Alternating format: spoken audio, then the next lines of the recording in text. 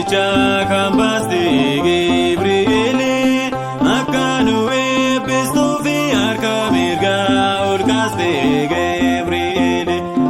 Eeyyee ni waammanna maqaa kee ni waammanna maqaa kee nu eebbisi adaraa kee ni waammanna maqaa kee ni waammanna maqaa kee nu eebbisi adaraa kee. Obboloota sadanii abiddicha kan baaste Gabri'eeli akka nu eebbistuuf harka mirgaa ol kaaste Gabri'eeli. Eeyyee ni waammanna maqaa kee ni waammanna maqaa kee nu eebbisi adaraa kee ni waammanna maqaa kee ni waammanna maqaa kee nu eebbisi adaraa kee. Anaaniyaa Zaariyaa dabalii Misaa'eeli Gabri'eeli abidda boba'u keessaa kan baaste Teessaniin Gabri'eeli.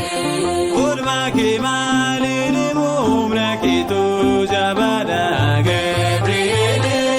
Nu gargaaruudhaaf kottu har'as nu dadhabaadha Gabri'eeli. Eeyyee ni waammanna maqaa kee ni waammanna maqaa kee nu eebbisi adaraa kee ni waammanna maqaa kee ni waammanna maqaa kee nu eebbisi adaraa kee. Gargaara iyyeeluuta mucaa shillee kirkuusee Gabri'eeli. Murtii du'aa kan diigu Gabri'eel jechuudhuusee Gabri'eeli. Kan abdii kuutaniifoo misiraachuu dhiisita Gabri'eeli. Iyyata isaanii fuute Waaqayyo tolgeessita Gabri'eeli. Eeyyee ni waammanna maqaa kee ni waammanna maqaa kee nu eebbisi adaraa kee ni waammanna maqaa kee ni waammanna maqaa kee nu eebbisi adaraa kee. Gabri'eel maaloo kottu yaa ergamaa nageenyaa Gabri'eeli. Misiraachuu dhugaa osumarraatee nageenya Gabri'eeli. Fuula Waaqayyoo dura yeroo hundaa dhaabbata Gabri'eeli. Waa'ee badii keenyaaf odeeffamanii kadhata Gabri'eeli. Eeyyee ni waammanna maqaa kee ni waammanna maqaa kee nu eebbisi adaraa kee ni waammanna maqaa kee ni waammanna maqaa kee nu eebbisi adaraa kee.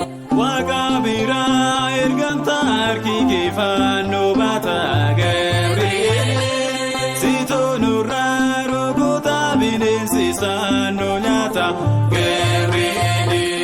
Baguma siin qabanne uumayyuu shakkii hin qabnu Gabri'eeli. Kottu nu jajjabeessi yeroo nuti dadhabnu Gabri'eeli. Eeyyee ni waammanna maqaa kee ni waammanna maqaa kee nu eebbisi adaraa kee ni waammanna maqaa kee ni waammanna maqaa kee nu eebbisi adaraa kee. Eeyyee ni waammanna maqaa kee ni waammanna maqaa kee nu eebbisi adaraa kee ni waammanna maqaa kee ni waammanna maqaa kee nu eebbisi adaraa kee. Kakaasee kan nu jalqabsiisees kan nu xumursiise Abbaaf Ilmaaf Hafuura Qulqulluuf galatni ni ta'a bara baraan. Ameen.